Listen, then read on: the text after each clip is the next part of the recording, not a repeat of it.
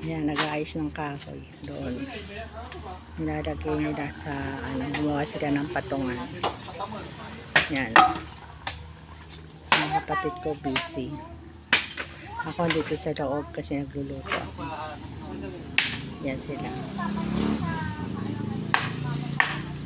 Busy sa pag-aayos ng kahoy. Yan, ginawa nilang patungan. Eto, pag naalis yan, ilipat yung bangko namin doon, pahingahan. Diyan nila ililipat.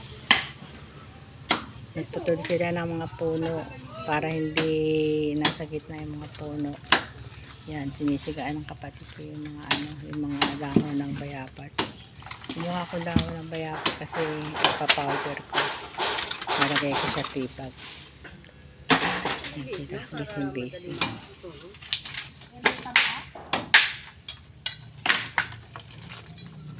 Sinamsan ko na yung mga sinampay ko kasi parang uulan na naman. Ako din. Yan.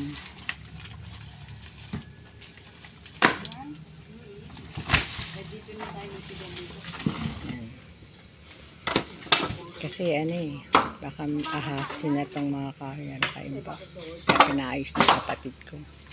Ayun, ginawa ni Mardo ng patungan doon. Para hindi nabababad sa tubig yung mga kahoy kapag lalagyan nila ng kahoy na iba para hindi nababasa yung kahoy.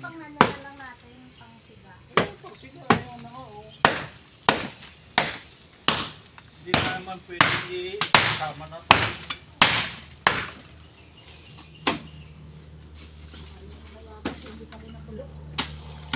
Meron pa mga bunga?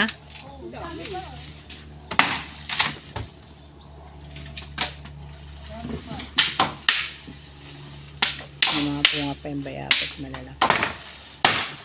Pinuto na ni Ate yung puno ng nakalundo na kasi sa dito.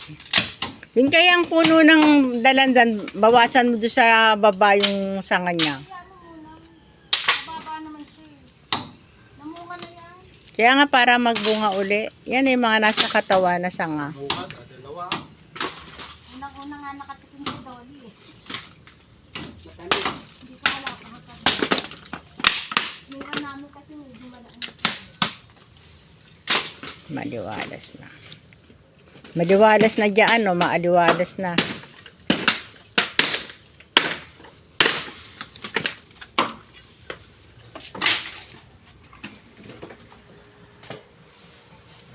Si William ando. Nagpo-computer. Wala siya nagawa eh. Ako dito nagluluto ako ng aming lunch. Asado, pork asado. Di pa yan.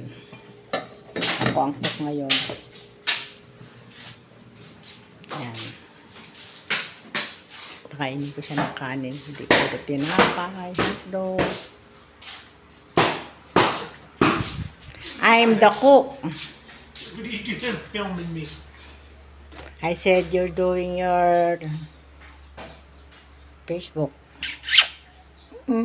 They are outside.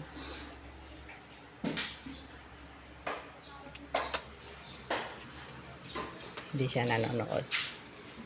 Lahat sa mood nanood.